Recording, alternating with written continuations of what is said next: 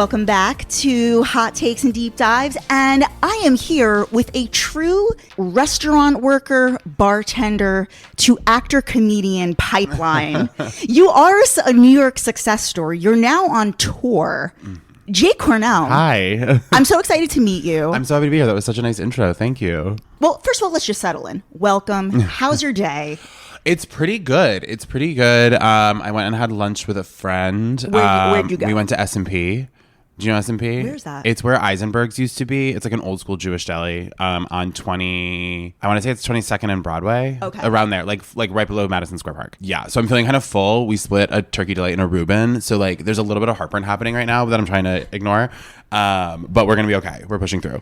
and I'm so glad that you immediately started with some restaurant stuff because I really want that's me. I really want this to be a deep dive on New York restaurant culture. Great. Like you're a damn professional. I was for a long time. Yeah. So I want to know from the inside out. Totally. What is going on in New York City restaurants? And first of all, you posted something hilarious on your Instagram story yesterday, which was it was you exiting Hudson Yards. Yes, and it was sort yes. of a commentary on like, wow, like this is such a historic place in New York City. This is where Miranda sort of left her final scene with Che Diaz. Yes, a very iconic moment. That was a fun one. I will say that is my most viewed Instagram story ever. I think people really responded to the Che Miranda. And this was 12 hours ago. It was like 12 hours ago, and it's by many people the most viewed Instagram story I've like ever had, most liked. Like it's people are really engaging with the Miranda Che joke. So this means that you've entered into the Sex and the City and Just Like That algorithm. I mean, I've been there for a long time. Like it's been being served to me for a long time, but now maybe I'm entering the conversation a little bit. Yeah. Do you watch And Just Like That? Yeah, I do. I'm a huge like Sex and the City and Just Like That fan. I did have like a very small background role in last season. Please tell me. If you watch the episode, it's in like the middle of last season. There's like a scene where Che is playing video games with a bunch of comedians in the living room, and Miranda's trying to sleep. I am one of those comedians, and my one task, if you watch, is that I rip Che's bong on camera, which is like one of the greatest honors of my life, is sitting on Che's couch and ripping bong. But that was why I made the joke yesterday, was because obviously like the season hadn't aired yet when I shot that scene, and it was supposed to be like that apartment is supposed to be like Che's like fancy apartment that they bought once they like got their money from the pilot or whatever, or from like the Netflix special. And so we were in there for like a couple hours, and like I was like trying to figure out based on the view that because they hang like a giant canvas outside the window that's meant to look like the view outside, and I was like looking at it, I was like trying to figure out like where in New York we were, and finally I turned to Sarah Ramirez and I was like, where is your apartment supposed to be? And they were like, Hudson Yards. And I like died laughing because I just thought it was so funny that they had Che buy an apartment in Hudson Yards. So I always think of Che whenever I'm in Hudson Yards now. Wow. Yeah. I think Michael Patrick King has lost his mind. I will defend that man until the day I die. I adore Michael Patrick King. I've met him twice, and he's so nice and so kooky for sure. But he loves that show so much, and he loves making television so much, and he loves working with actors so much. Like, when did you meet him the first time? The first time was on set. Okay. And then the second time was he is good friends with my acting teacher. And so she had him come in and like speak to us one day, and he spoke for like 2 hours, and like it was so kind and so insightful and so lovely. I think the show is kooky and wackadoo at times in a way that is like undeniable, but I also think is like intentional. I'll tell you do you want to hear my big theory about it Just Like That is? Of course. My big theory about it Just Like That is I think that people, and I think you could attribute this to the audience, and I think you could also attribute this to like maybe the writers, but like I think that no one knows how to watch the Sex and the City universe without Carrie's narration, because it makes it so that you never, ever, ever, ever know what the writers are trying to have you laugh at and what they are being earnest and serious about, because you don't have the contextualization of Carrie like laying it up as a joke or framing it as a humorous situation or kind of calling out like, we know this is silly. And so there's like, I think it creates like an uncanny valley thing that doesn't happen in the original. And like, I deeply think that's like really the only thing that makes people go so crazy about this show. I completely agree with you. 100%. That's the thing. There needs to be some sort of framing device. Yeah, I will say, like, I think a framing device would help. I will never forget, as like one of the most amazing television watching moments of my life, undeniably, was my friend had a party for when Just Like That premiered, the 2 episodes, and we sat down and we were watching it, and like I remember like us saying out loud like 5 minutes in, like, oh my God, there's no narration, oh my God, it's not narrated, and like all kind of freaking out about it, and then like saying out loud multiple times like, there's still no narration, and like obviously we had all just rewatched or watched it for the first time in preparation, so like Sex and the City was so fresh in our minds that we just couldn't say it. And then at the end of that fucking episode, when the voiceover came in and said, and just like that, Big died, I'm not joking, I jumped up, started screaming and pacing around, like yelling, like I had to move, I had to walk around, everyone was screaming. It was like, I mean, you don't get those moments that often anymore of like a communal shock watch moment. Yes. That is something that the show is, and that's doing it because it has the legacy of Sex and the City, 100%. which was such a communal watch experience. Yes. That is something that, and Just Like That, is bringing to the culture. 100%. Like we all watch Che finger bang Miranda in the that was a collective experience. And like that moment will be forever iconic. All right. I guess to start, were you just in Provincetown? I was, and I'm going back in a week. Yes, because you're performing for I'm Labor going there. Day, right? I'm doing my tour stop there is like the Sunday of Labor Day weekend. Yeah. So I believe you and I were in P-Town the same week, or maybe we overlapped by a couple of days. I love that. And I wanted to DM you, but I'm like, you know what? Like, keep it in your pants, Jess. Like, let's not come on too strong with Jake. So I want to know, you know, in these couple episodes that are coming out since I'm back from P-Town, I've been many, many times, but I want to hear P-Town through your eyes. I love hearing like these travel experiences through other people's eyes.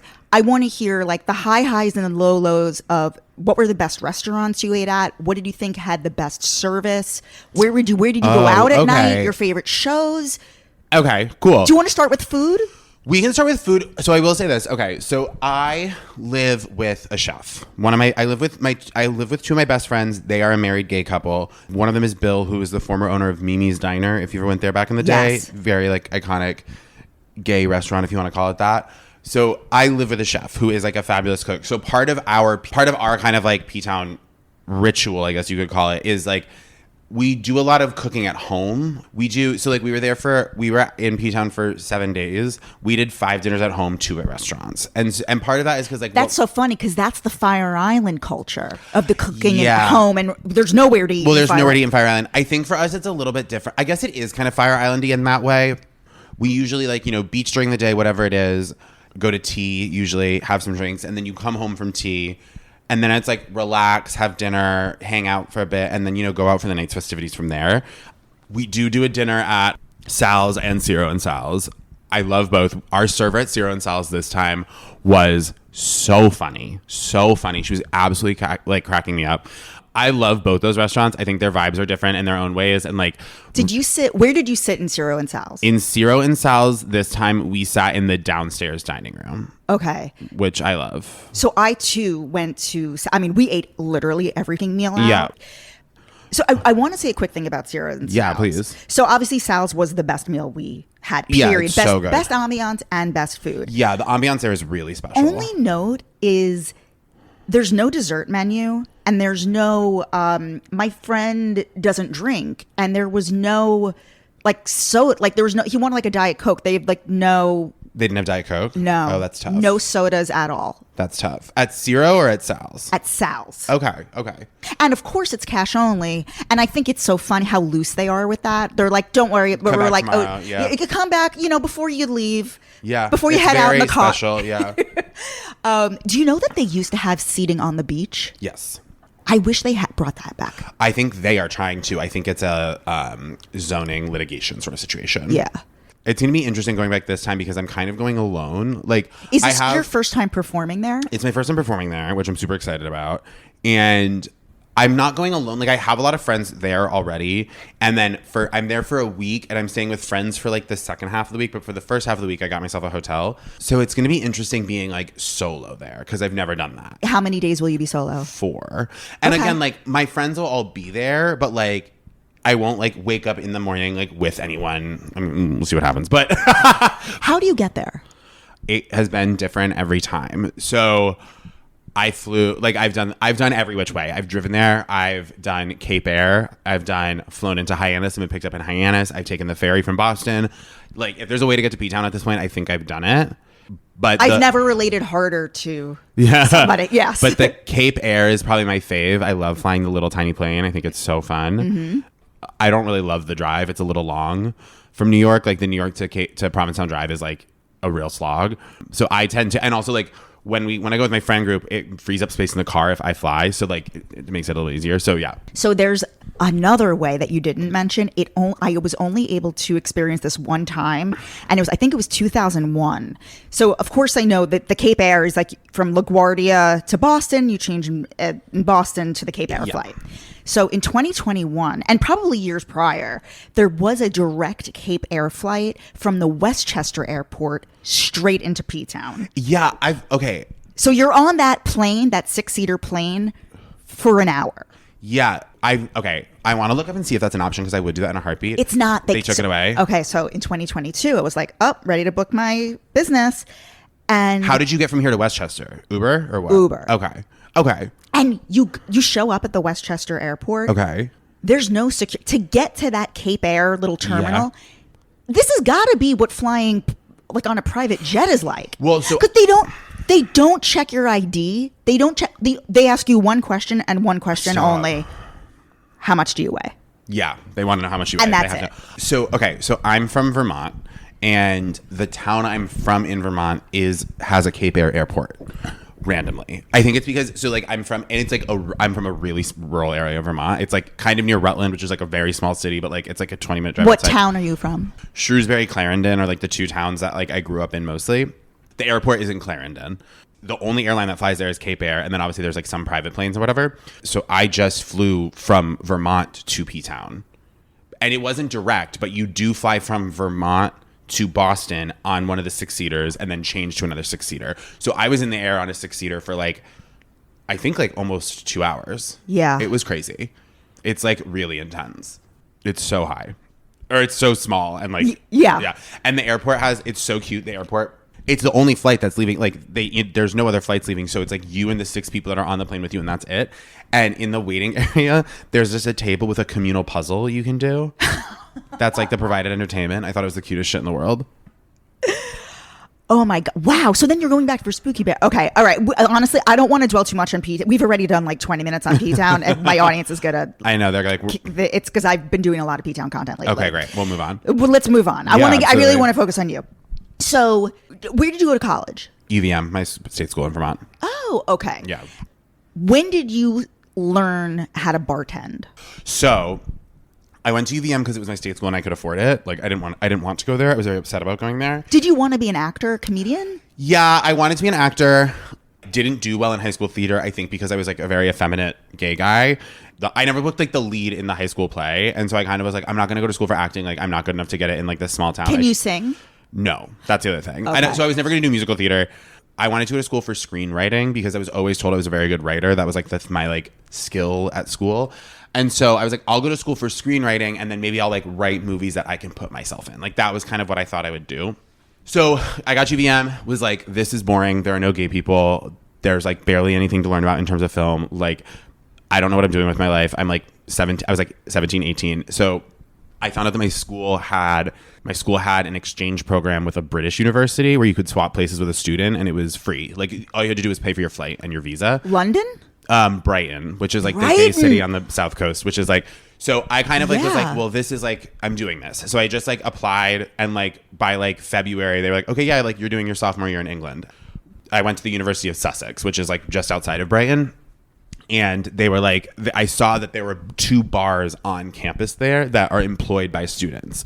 So I was like, oh, okay, so this is the plan. I'm going to go to this university in England. I'll get a job at that bar, and that'll be how I like make money to like pay for like food and going out on, because like I didn't have any savings. Like, and was that your idea, how to socialize and make friends as well? I didn't really think about that part, but then it did end up becoming that.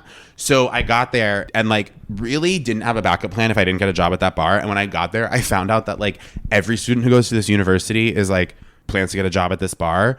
They were like, we hire 25 kids a year. We hire 25 students a year and we get roughly 700 applicants. And I was like, oh, fuck. Like, I don't have another plan if I don't get this. Like, I went to like I think I showed up in England with like $200. You know what I mean? It was like, I did not. So I was like, I'm going to have to figure something out. But I ended up getting the job, which was fabulous. So then I worked at these bars. How did you get did you have any experience? No, but the thing is, in England, bartending is like not like, especially back then, because this was what. But also, like, what is the job interview? You know, like my high school job was that I was a Ben and Jerry's scooper, which honestly is like very similar to bartending. It's like ice cream bartending. So, but they didn't really care about as much as about experience, because like, especially in the way that here in New York, you can, if you walk into any bar, you could essentially order like a martini or like order a margarita. And at some bars it might be disgusting or it might be like weird, but like they'll make it for you. Like if you were to go into a pub in England and be like, can I get a martini? They'd be like, we don't do that. You know? And so it was like the place I worked, it was pints, wine, and like one and ones. You know what I mean? Like a vodka soda, a gin and tonic, like that sort of thing. You didn't need to know how to make cocktails. I did end up learning how to make cocktails while I was there.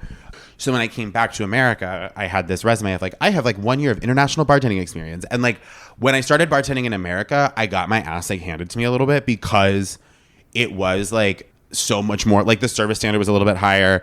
The knowledge that it took was a little bit more intense. And also I was now bartending in America in a drinking culture I had never gone out in, because I wasn't even of age. Like I was bartending in America when I was 19, 20. So I didn't. Yeah, the only reason you're even able to do this in Brighton is because the drinking age is like 18. Yeah. And then, that was kind of how I ended up bartending before anything else in restaurants. And moved to New York straight out of college? The week after. And what was the first restaurant job you had here? Myelino. Oh my God. Yeah. One of the best brunches ever. Yeah. Was this a positive or a negative experience for you? Negative. Deeply, like, okay, it's funny because, Myelino was just, it's a positive and a negative. Working there was hell. Absolute hell. Can I ask why? It existed in this sort of gray area. Like what I always say to people is it's like, for half the people in the dining room, it was the nicest meal they were going to have all year. Mm-hmm. Like it for normal people to like lower income people, it was like the fanciest restaurant in New York City. To really wealthy people, it was their like fucking Ruby Tuesdays. So you had this kind of coterie of really, really, really wealthy regulars who would come in every week, 2 times a week, you know, sometimes 3, sometimes every day for breakfast, like because like they had an income level where like this was kind of like their baseline, almost like coffee shop breakfast diner. To give you my experience with Myelino, I've eaten there. So I think I had brunch there once or twice. Yeah. But for dinner, it gets much more expensive. And we did, my partner at the time, her birthday, a group birthday dinner was there. Nice. So that gives the example of how like maybe a brunch is affordable, but then dinner, like you're racking up a bill. The brunches were still expensive. Like people were still spending fucking money. And like I remember like, so it made it a very, very demanding service, because you want to give these people who have been saving up all year and are really excited a really high level thing, but then also these really wealthy regulars who feel like some sort of ownership because they come in all the time and they all know Danny and da-da-da-da-da. They're also super demanding. And Danny's whole ethos is like, you don't really ever say no. Like you give the guests what they want, which kind of pushes everything to be bursting at the seams. So meaning like ordering off menu or like, like just a lot of like stuff like that. Like, oh, this isn't available tonight, but it was available last night and we wanted it. Or like, we want this table.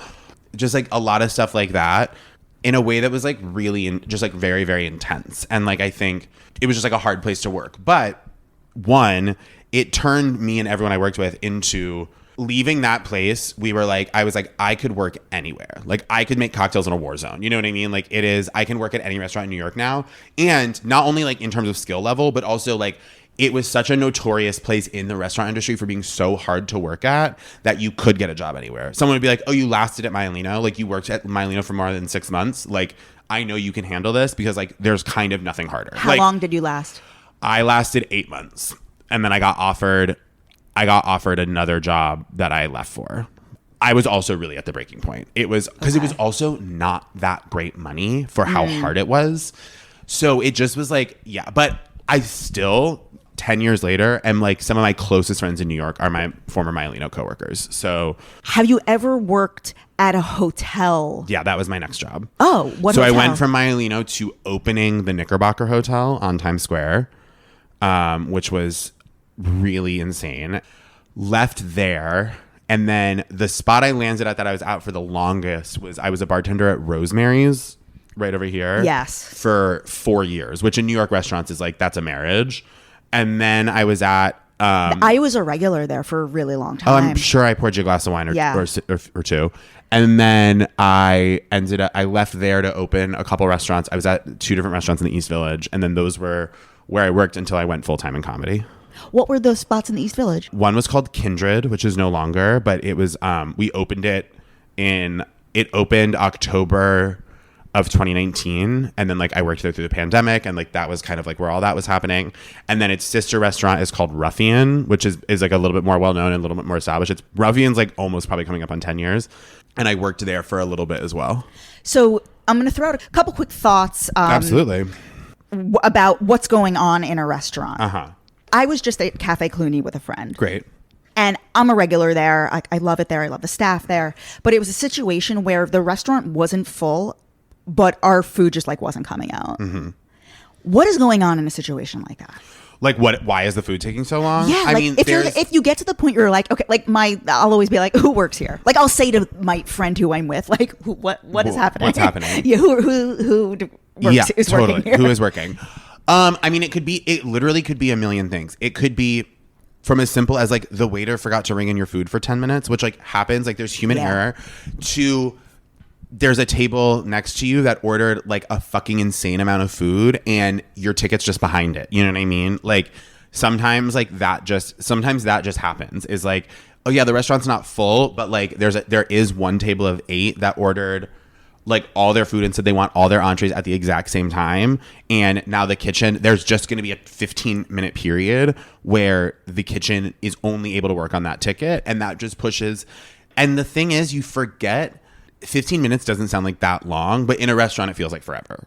Now, if you're talking about your food takes like a fucking hour, like something crazy, like then something is like really catastrophically wrong. Or if the waiter isn't coming back to take your meal order, they put in the drinks, but they're not coming back to take your actual food order. Yeah. I mean, that can happen too. You get tied up, you know, I mean, again, there's a million things. I always would tell people in restaurants, like the thing you have to remember at the end of the day is like, we're working with people. There's goals in terms of like how fast your food comes out, what time you're going to get sat, like with a reservation.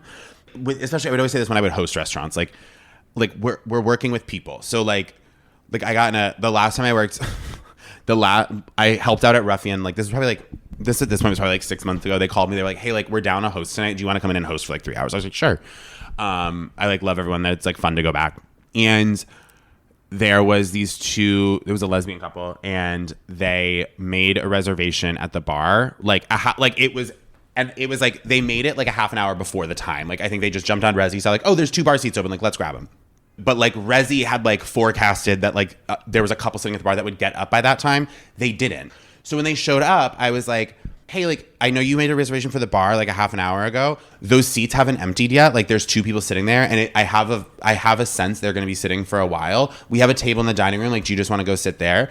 And the woman threw an absolute temper tantrum, and she was like, no, we made a reservation for the bar. And I was like, I understand that, but the people that we thought were going to get up did not. And like they've only been sitting for 45 minutes. Like it's not like they've been here for 3 hours and I can ask them to leave. Like, are you asking me to go tip them out of a chair so that you can have seats at the bar, or would you like to sit in the dining room? Like this is unfortunately like the reality of working in society, is that like you have to sometimes make kind of caveats to like other people living in the world. And I was like, the bar is not available. Period. You have the choice to not eat here tonight or sit at this table. So you make that decision, but like this is how it works. And obviously like it's different if this was a fine dining restaurant and you made a reservation for a table like a week ahead or even a day ahead. And we said, yes, we'll have a table ready for you at 7. And then when you got there, we said, we actually don't have that table. We need you to sit at a bar. Like that's a very different experience and a very different restaurant thing. But like you made this reservation a half an hour ago. Do you know what I mean? Like you're not really entitled to all that much, in my opinion. But it's like, I think in general, you just have to remember like there's a million things that can like stop up the systems of a restaurant. The best restaurant is going to have a terrible night. The best restaurants in New York City are going to have a night where like shit crashes and burns. And I think you can only really start to like knock a restaurant if it's consistent. Like the New York Times food, like when Pete Wells reviews a restaurant, he goes 3 or 4 times. Yes. It's not based on one visit. Of course. And I think that's how you have to assess every restaurant. I think that's how you have to assess any form of entertainment. And I think going totally. to a restaurant is a form of theater. I say that all the time. Oh, do you? I say that all the time. Yeah. Yeah. I genuinely believe like restaurants are theater. Yeah. Like I would say, like, you know, if I'm going to judge Lady Gaga, like I think I can judge Lady Gaga because I've seen her like 7 times in various size rooms. Yeah, like all across the country. Yeah. Like I feel like I have the authority to or judge. at least the references to cite to give like an informed opinion. Yeah.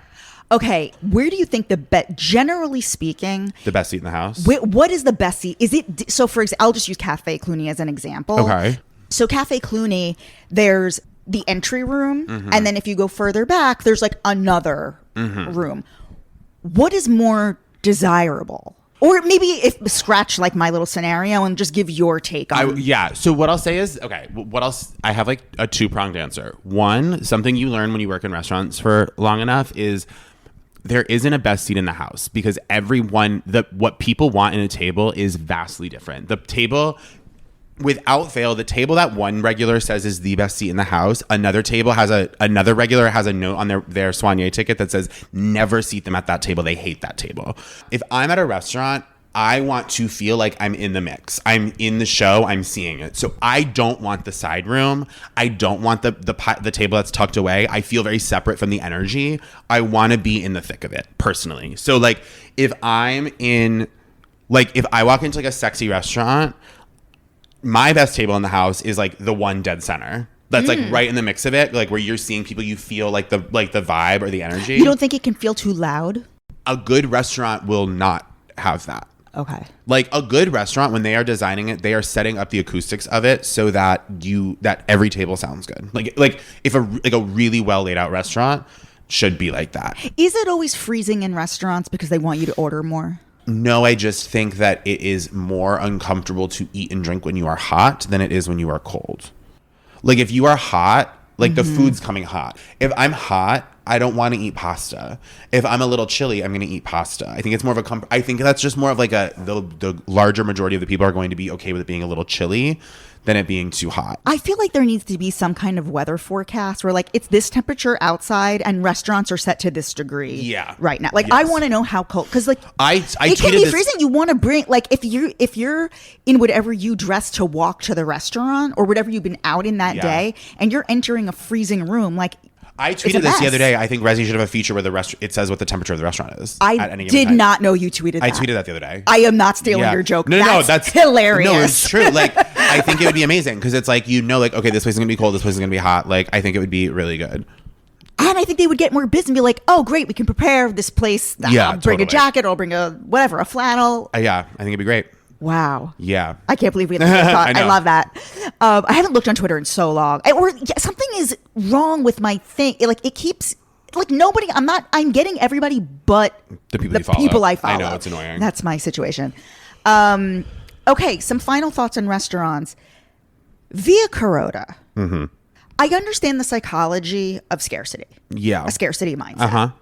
However, when is enough enough? What are they doing? And also, the food ain't that good. I mean, here's the thing. We can really talk about it. I've eaten at Via Carota once. It's very solid. I think it is great for. But it's not worth a 3-hour standing wait. Yes, I think that there is a kind of New York restaurant patron. It is about achieving, it's about achievement. It's about I got in, I did it. It's a business model. It is not attractive to me. I'm not going to go wait for Via Carota. The one time we went to Via Carota, I remember we went at 3 or 4 in the afternoon on a Saturday or Sunday. They were the wait is 5 hours. I was like, you know what? Let's go see a fucking movie. So we put our weight in. We went and saw Renee Zellweger's Judy in full at the Angelica, and then walked back. And then it was time for our table. The movie was 2.5 hours long. I think we had a drink before, we had a drink after, and then it was all right, let's go have dinner.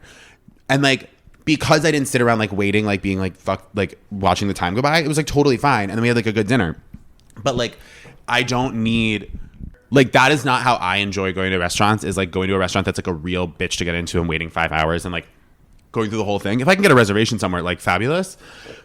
I mean, I think like celebrities go there. Taylor Swift is like going to Via, like, you see it, there are celebrities, it feels special. They're clearly doing something right. Like, I think the food is very solid and the business model is really solid and the ambiance is like nice. I think that like a lot of people don't want to, especially in this day and age, don't want to have their own taste. I think people don't want to have their own taste for fear of being labeled for having bad taste, right? So like, I know if I go to Via Carota, most people are going to be like, oh my God, you went to Via Carota, it's so good. Whereas like, if people are like, oh, where'd you have dinner on Friday night? And you say like, whatever restaurant you say, and someone's like, oh, that place sucks. And then you're embarrassed that you like went to the bad place. You know what I mean? So speaking of this, people not trusting their own taste, if a patron asks the waiter, what do you like here? Like, what do you like that? What should I order? The pasta or the chicken? Whatever. I'm just making it up. Should I order the pasta or the chicken? Or a question like, what do you like best? Or like, what should I get? Yeah. Isn't the correct question to ask, what is the most popular item on the menu? Okay, interesting thought. So I hate what should I get? I hated that. Whenever I was serving or bartending, what should I order? What should I get? Because I'm not you. I don't know you. So like, I know what I like. I don't know what you like. And food is subjective with it. You know what I mean? I think what's the most popular is a solid question.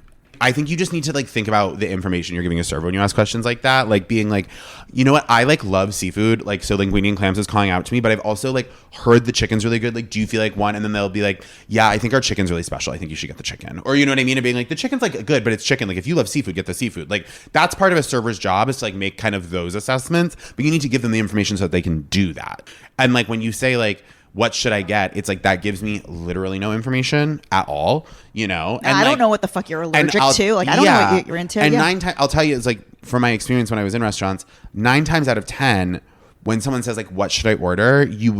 If I told them like, oh, I would, like, if I was having dinner tonight, I would get this, this, and this. They're not ordering a goddamn thing I said, because a lot of times what they're doing is they actually already know what they want, and they're hoping that they're rolling the dice that you're going to corroborate it, and you're going to say the things they've already picked so that they can be like, yes, confirmed. Or could they also be stalling for time? Like, they're nervous. It could be like they're on a date and there is some form of anxiety is going on at the table, and they're just trying to kill time. I will say, a pro tip for people going on dates or being in uncomfortable situations, at some point, you're going to have to read the menu. And this happens, and I get caught in it all the time. And I feel like no one ever talks about this, but there's this sort of really, especially when you're at a lunch or dinner, it happens a lot on dates, where you start to sort of enter this really almost like tete-a-tete of like, who is going to instigate us looking at the menus? Who's going to break the conversation to look at the menus? But you can tell that the server is like, you need to order, but you've kind of like already gotten into the flow of like 30 minutes of talking and like not looking at the menus, and like you probably is it the fear of silence? No, I think it's the fear of breaking the flow or seeming rude, of being like, you're telling me about your day. We're kind of just getting into the small talk and like not wanting to break it up, but you have to look at the menus. So I think that like, at some point, just like being the person who's biting the bullet, who's like, wait, I want to talk about this, but like, should we just bang out the order and figure out what we're getting, and then we'll get back into it, just to like rip that Band-Aid off? Because then once the orders are in, you guys can fully like engage and lock in, and the server will take care of it from there. But just like ripping that Band-Aid off earlier on, I think helps a lot, because then it becomes this thing where, fuck, we were talking for 25 minutes. Now I have to look at the menus, and it feels like we have to make a decision really quickly, but this is a lot of information to take in. I'm being perceived taking in information and making decisions. I have to factor in what you want. Like, do I want to get, I shouldn't get the burger, it has blue cheese when I'm on a date, Like, all this stuff comes in. So it's like, just do that at the top. Okay, this is more of a New York. I recently pitched this thought to a friend of mine. Okay. You're walking around the city. You've like been running errands, or maybe you're just going on like a really nice 2-hour walk, whatever. Love it's it. a weekend. Great. You have to pee. Uh-huh. Let's position you. Let's just say you're on the West Side. What do you think is the best venue for a pee? For a pee. For a pee, I'm probably just going to go to the nearest restaurant and be like, hey, can I use your bathroom? Like, if you are like... No, but that's too broad. Like, do you have like... what are my spots? Yeah. If I need a bathroom in like the Greenwich Village area, I'm gonna go to Rosemary's because like I probably know someone working and the bathroom is like really easy to get to from the front. There's 5 individual private stalls. I'm gonna go downstairs and like pee, whatever you need to do. Like you have a little private room. But if I recall, it's downstairs. It's downstairs. Okay. So if I'm in a walking vicinity to Rosemary's and I need a bathroom, that's going to be the stop. If we're a little farther uptown on the west side, I would probably go to McManus, which is like an old school Irish bar. That's where UCB used to be. Yeah, exactly. Yeah. So I have drank 1 billion beers in that bar. It's a bar where there's a side door right next to the bathroom, so you can easily walk to the bathroom without having to pass the bar and the bartender. Not that I think they would stop you. And also, if I was killing time and like free, maybe I'll have a beer after. Like I kind of love that spot. Okay. So that is probably where I would pee. Then it gets a little dicey when you get uptown because you're getting into like Penn Station area. And then if I was farther up than that, I would probably go to, oh God, Hell's Kitchen.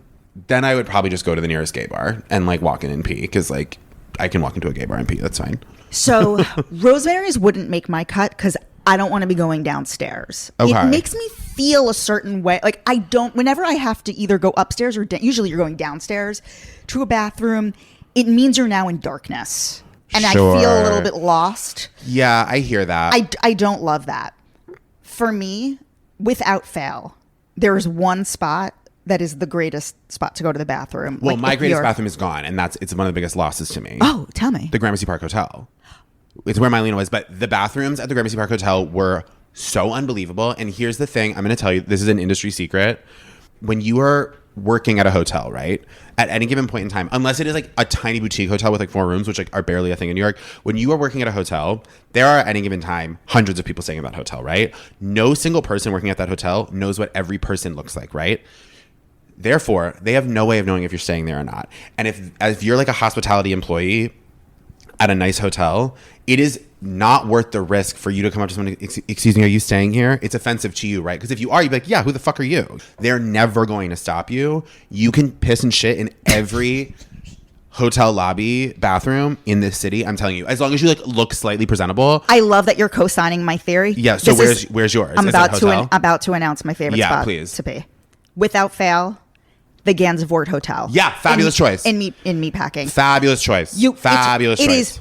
You enter, you're not walking more than 10 steps, and there are 2 options for Yep. you, and they're big. They're bathroom, big. That's the problem with New York City restaurants, particularly downtown. The bathrooms, even if they're on the main level, That can be a closet. it's like you're in a coffin. Yeah. And they smell, it's like too much. It's too much. Intense. No, a hotel is always going to be your best option, 1,000%. The Gramercy Park Hotel bathrooms were, I miss them so deeply. And they're never occupied. No, because lobby bathrooms are never occupied because everyone who's staying in the hotel would rather go use theirs in the room. Of course. Yeah.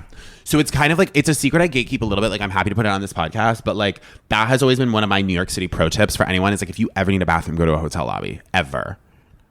And to that end, ooh. I'm just realizing if I'm in Times Square Midtown area and I need a bathroom there, I go to the Knickerbocker where I used to work. Okay. Yeah. What do you make of the way housewives order their food? Like on the Housewives franchise? Yeah, you know how they'll always leave in the restaurant orders? Yeah. Or even like, were you a New York fan when Bethany was on? Yeah. You know how she would always be like, I'm going to order for the table? Yeah. Just like that culture. I noticed that I'm personally leaning more into my dominant side with ordering, or like if I'm with somebody, even with like a friend, I'd be like, I think we should get this, and this. I'm like, do you want to split this, and this? Yeah. Like, I'm down to like take the initiative. 9 times out of 10, the person I'm with is so fucking relieved, and they're so down with 100%. what. Yeah, I mean, but I'm curious what you think of the way Bethany does it, and just the way they order in general. The only thing I really hate is when people make like a million alterations. Is like the only thing that really bothers me. I'm like a big family style restaurant person. I'm not like, I can't like when I go out to dinner with my friends, like we're almost never being like, I'm gonna get this and you're gonna get this. Like it's a share situation, like always for me. And like I get that some people, like that really is hard for some people. Like they're like, I need to have my food and like know it's mine and that I can comfortably eat all of this. And I like totally respect that. When people start to make a million alterations and then like are like, this sucks, it's like, well, yeah, you made it up. The chef in the back didn't make this. Isn't the recipe. Like someone will be like the number of times like you'll get a complaint. It's like, hey, this is kind of dry, and it's like, you asked for light butter. What do you think makes a pasta wet? Water? Like, what do you think? Like, critically, like, think about it critically for just a second. Okay, I have a 2-part celebrity question, or like waiting on celebrities. Number one, who are among the best tippers or like most fun to interact with? Isaac Mizrahi. Isaac Mizrahi was always an angel and always love tipped him. and always tipped so fat. Adore Isaac Mizrahi. Live for Unzip the documentary. Adore Isaac Mizrahi. Yeah. He was always so lovely and such a generous tipper. Always. And that was at Myelino. That was at Rosemary's. I served him at multiple places across multiple, like, always. Isaac, always. Adore him. I love that. Yeah. Oh, that makes me so happy. Yeah. He mentioned, when I interviewed him, he mentioned that his favorite restaurant is Il Cantinori. Oh, or of course. as you'll remember on Sex and the City, they famously refer to it as Il Can't Afford It. Yeah. I love it. Second celebrity question is, what was the most interesting combo, like group scenario? One of my first nights at Myelino, there was a table that was Wes Anderson, Edward Norton, and Mary-Kate Olsen. And that was a weird bag to me. That is really strange. Right? Was she? No, she wasn't dating Edward. Remember when Edward Norton was dating Courtney Love? Yeah, this was long after that because that was the 90s, I think. Yeah, that was like high that's school, probably yeah. the most like kind of like just feels like a little bit of like a Mad Libs of 3 people. I think that's the one that comes to mind. Any others? I'm trying to think like weird mashups. No, the only other thing that comes to mind is one time like like multiple cast members of Scrubs came to Rosemary's, but they arrived one at the time walking up to the bar. So it was like a trippy thing where it like looked like the TV show where like Zach Braff turning around and being like, "Hey" to someone, and then looking, and it was like Turk from Scrubs and being like, "Wait, is this the show?" Like, that's the only one, but I can't remember another one where I was like, "Why are these 2 celebrities together?" Like that doesn't really. But that first one with Mary Kate and Ed and Edward and Wes Anderson was very strange. Let's talk about your Instagram and TikTok and like your comedy career. Let's move away from restaurants. Do you remember the first video idea you had? I was kind of inspired by a few women I had been serving in the restaurant. Because like the people who were going out when restaurants first reopened were like, a lot of them were like the least, taking the pandemic the least seriously and being the least considerate, you know what I mean? And like refusing to wear a mask when they talk, like all this stuff. So I made a video just like making fun of that kind of person. And it like went very viral. And I was like, oh, I guess I can like make videos and post them online. And like, that'll be what I do to like entertain myself while there's nothing else to do in the world. Because had you been doing stand-up or improv? I used to do improv. So I was like really, really involved at UCB up until the pandemic. And then that went away. And then I kind of like didn't think about comedy for like 4 months. I was like just working in a restaurant. And then I made this video and it did really well. And I was like, oh, I guess like I can do this. And like, so then I started making videos and I started on Instagram and I would make like one a week just to kind of like entertain myself. And then I started posting them on TikTok as well. Yeah, and then it just kind of like snowballed from there and like and then I started to like, oh, this is kind of like changing my career in a big way. And then it like did. What was roughly your follower base before you ever did a video? When were you just putting like photos, 1,200 people, photos like, of you and your friends? Yeah. I mean, I was promoting like my UCB shows, but I wasn't putting like, I didn't have like sketches on my Instagram or like, I was like just promoting my UCB shows. What was the tipping point? Like, was there one video that truly changed your life? I feel like it's happened because it's been almost 5 years now. So like there have been a lot of those moments, but I think the first moment that was like, oh, was The Cut posted one of my videos on their Instagram page. And I got like 12,000 followers in like a night. And that kind of took it from like, oh, like some people are watching my videos to like, oh, I now have like a significantly more followers than like the average person does. And like when I post a video now, there's like an audience that it's directly fed to. Like I like that changed then. Something I love that you've been doing is like you're on tour now and you have upcoming dates in LA, San Francisco. We talked about Provincetown, Boston, Cincinnati, Columbus, Raleigh, Austin, Eugene, and Portland. Oregon. So please come to any and all of those shows. And if you you live do those. regular shows at Club Cumming. Yeah. So that show is a little bit different. So I'm touring a show right now called Hey Big Guy. It's my first hour of stand up. I love it. It's so fun. Gorge Night has been my show. I've done it on and off for years now. Yeah. 4 of like New York's best stand-ups. They're usually my friends. And it's more of like they'll do stand-up and I'm like hanging out with the audience. I'm trying out new bits. I'm kind of like talking through ideas I'm having. I'm like just like kind of kikiing with them and like having a good time. A little bit like Kat Cohen's yeah, like show. Cab. Yeah. Sort of like that. I love shows like that where you feel like where you get to see your favorite? If I'm there to see you, like, it feels less formal. Yeah, it's much less formal. Yeah, because I'm just going on and be like, what's going on this week? Like, what are things I'm thinking about? And like seeing if something like strikes. So like, does P-Town put you up? So every venue has a different deal. Like, it's not like that's what makes booking a tour really hard, is like you're basically talking to like all these different small businesses that run it their own way.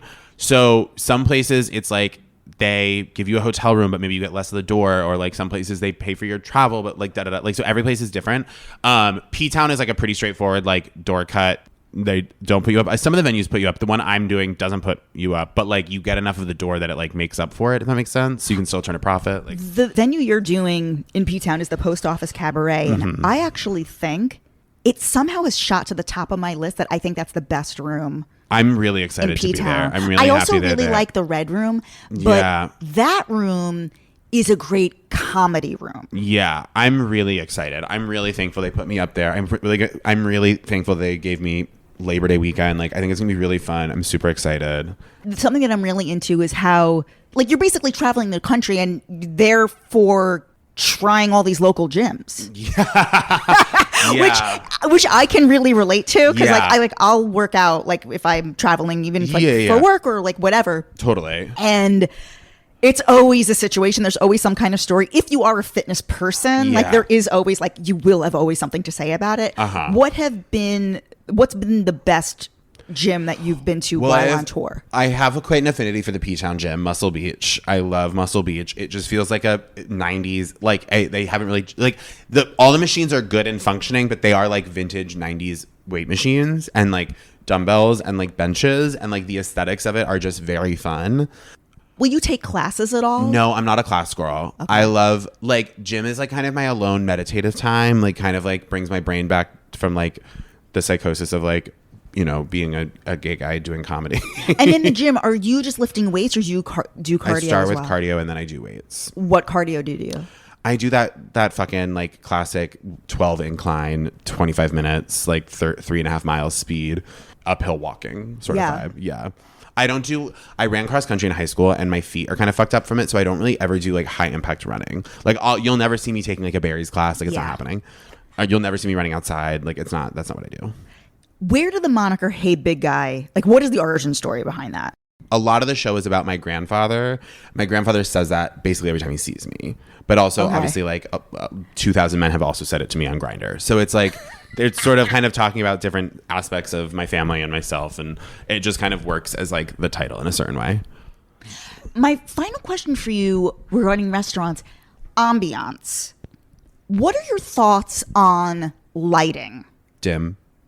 I like a little bit of a dimmer lighting. I like, obviously you need music at the right level to like.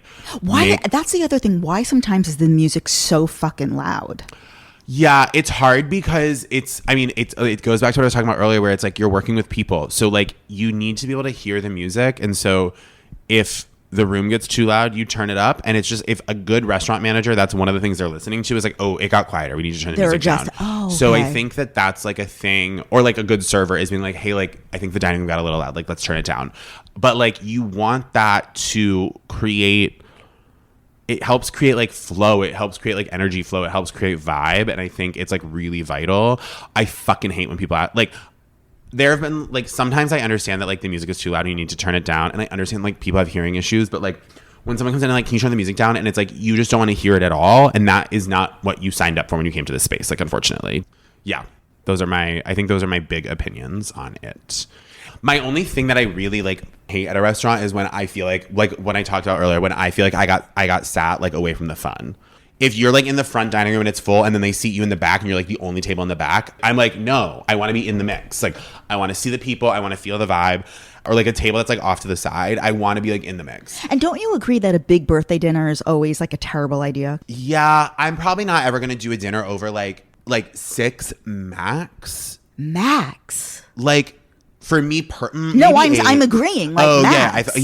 I think so. Otherwise, like, what is this, a wedding? Like, yeah, totally. Unless it was like 8 or 10 people that I'm close with who I know we're going in, we're all doing family style, we're all drinking. It's because like where it really gets to hell for me is like the splitting of the check, the ordering of the things. Like if it was like my Myelino friends or like my restaurant friends or like where I know like we're all going to kind of order the same, like we're all going to order for the table, we're all going to vibe, we're just going to get bottles of wine. Yeah, and if the restaurant makes sense for it, let's do 8 to 10 people. Like I trust that. But if it's like kind of a mixed group, like I'm really looking to do 5 max. Like we'll push to 6. But yeah, because like the splitting of the, I hate the nickel diming splitting of the check. Oh, I didn't eat any of that. Okay, well, you should have. Like, I don't know. So, yeah, that's... But you also know that going into a group dinner that you're Exactly. going to wind up spending more money than you ate or 100%. drank or whatever. It's part of the experience. 100%. Don't go. Like, that. You're signing up for that. 100%. Like, and you can opt out. If you're, like... If it's, like, incredibly important to you to, like, pay for the exact amount you consumed and, like, nothing more or nothing less, like, I don't think you should be dining with other people then. No, like, quite genuinely. It's kind of, like... It's meant to be a communal thing. Like there's a vibe there. I do kind of like really believe that. JAKE CORNELL. I've learned a lot. We didn't get to the Edinburgh Fringe Festival. I guess really quick. I have time. I'm not in a rush if you want to. Really? I mean, it's funny. When I interviewed Kat Cohen, it was right when Baby Reindeer was on. And so like it was so fresh in my mind. And like part of me like wanted to go. But then I have friends who have done it and they're like, no, it very much is like you sitting there with a bucket. Like, unless you're like a big act, like was your experience difficult? Was it like very challenging? I mean, it was like, so I mean, there's a million factors that go into it. Like one, like you have to say before anything else, like it is like the most psychotically expensive thing I've ever done. Like it costs an unbelievable amount of money.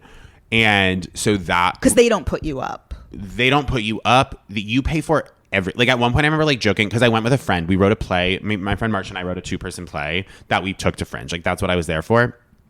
And like I remember texting her one day, like we would get an email like every day being like, hey, like if you want this, it's this much money. If you want this, it's this much money. Like you have to pay for like they're like, do you need a chair on stage? You'll have to pay for one. Do you need mics? You have to pay for those. You're paying for your tech. Like you're paying. I remember texting one day being like, they're gonna tell us tomorrow that we have to pay for the air in the room. Like it feels like nothing is free. Like you pay for everything, and then like tickets are $5 a pop, and like so you're making back like very little, and like you're also in competition with a million people. You're not really selling that many tickets. Like it's. I kind of had to view it as like something I was paying to do for like a learning experience and for kind of like a little bit of like a vacation. Even though it wasn't a vacation, you work every single day. It was also like I was like working every single day, but then also I was going out with like all my comedy friends, making new comedy friends. Like that's where I became close with Kat. Like that's where I met Kat. That's where I met like Mary Beth. Like that's where I met like a bunch of people who I like am still friends with in comedy. Was like being at Fringe with them for a month. I got like Hannah Pilkus and I are super, super close. That's from Fringe. Like we really like she and I really bonded there. And I learned a lot as an actor. And I learned a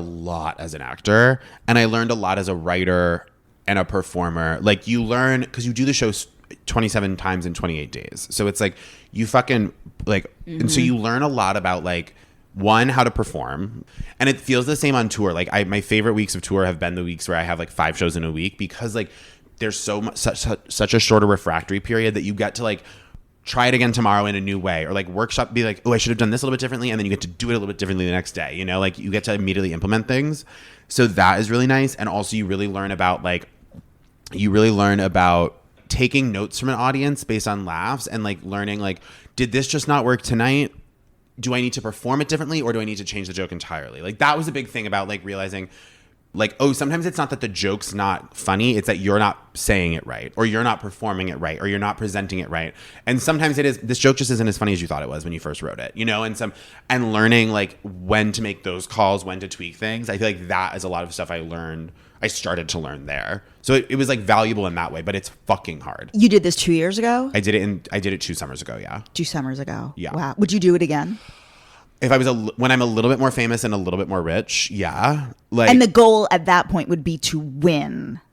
No, not even. I think the goal to that point would be like if in like a year from now, if I'm still touring, like I'm God willing, in a year from now, like I've been touring Hey Big Guy, and like I'm kind of getting ready to like I don't know sell it or like whatever or like do a run of it here in New York. If like the timing and money lined up to go do it at Fringe. I also have like a much larger following than I did back then. So like there's that. I also learned so much that I think I would be able to do a better job of it than I did last time. But like, and then go do the show at Fringe 27 times in a row. Like the thing is like when you come off of Fringe, like that show is the best it possibly can be a lot of the time because you just like banged it out for a month. And so I think that would be exciting to me to be like, to really like put that show into boot camp and get it to the best it could be. So I would do it for that, but there'd be a lot of circumstances that have to kind of fall into place for that to make sense. I know that you did 2 shows at Joe's Pub. Yeah. So is that it for New York? No, I'm coming back to New York in November as part of New York Comedy Fest. I'm doing it here in New York. Amazing. Do you know the venue? I'm doing it. So I am going to go back to Joe's in the new year, but I'm doing it. Comedy Fest reached out and I'm doing it at, I don't know if I'm allowed. I think I'll be allowed to. I'm doing it at the new UCB Theater. Like a small, which will be really fun. It's like a small little like 3-side thrust theater. It's really like the new UCB space is really cool. So when they asked me to do it, I was like, yeah, that'll be so fun. So that's in November at some point. I don't remember what the date is, but in November. And by that point, you'll have so many more P-Town trips under your belt. I'll have 2 more than I have now. Yeah. Oh my God. 4 times in a summer. Yeah. It's funny because in Fire Island, that's kind of normal. Especially if you're in a share. Wow. Going to P-Town 4 times in a summer. I mean, I would love. It just seems like that's a lot. Yeah, we kind of like it was a mix of like we have the week we always go, which is the week I was there, apparently the same time as you. Yes, that's like the week. That's the week I always go too. That's the week I always go. And then the time in June, and this time we happened upon finding out like we had a free place to stay, which is like part of why it was. It was like, oh, this house is available. Do you want to use it? And we were all like, yeah, absolutely. Like, let's go. So that's part of why it as well was like there was like a accommodation provided, and then. When I was booking the tour, I just told my agents, I was like, if you can get a P-Town date, like that is basically an excuse for me to get a free trip where it's like the show's just going to pay for the trip. So like if we can make that happen, that would be great. And then like the post office very graciously gave me a show. So I kind of like orchestrated to make it happen. Because like going 4 times like fully out of pocket would have been really kind of crazy. This has been so fun. It's been so fun. We started with Che Diaz, and now oh my God, yeah! Now all the way. Can you believe that was in this conversation? That was in this. That's wild. Hudson Yards to here. I can't wait to see your show. I'm either going to go back to P-Town Labor Day or else because I am debating going that weekend, or I'll see you during New York Comedy Fest. Perfect. Yeah, yay. This has been so great. Anybody who doesn't know your Instagram, just tell people now. Yeah, follow me at Jake W. Cornell on Instagram or TikTok. If you want to come see me live, all my dates are listed on punchup.live/Jake Cornell. You can also just Google Jake Cornell comedian and it'll come up. There is another Jake Cornell who is like a singer. So really? Yeah. He's like a 19-year-old TikTok. He has like 2 million followers. He's like very famous, but he's like 19 and like very skinny and like sings love songs to girls. Yeah, so don't get you guys confused. Don't end up at a concert for like a young boy singing love songs. Come see me live do stand-up comedy. Thank you so much. Thank you for having me. This was a dream. A dream. This was so fun. A dream come true.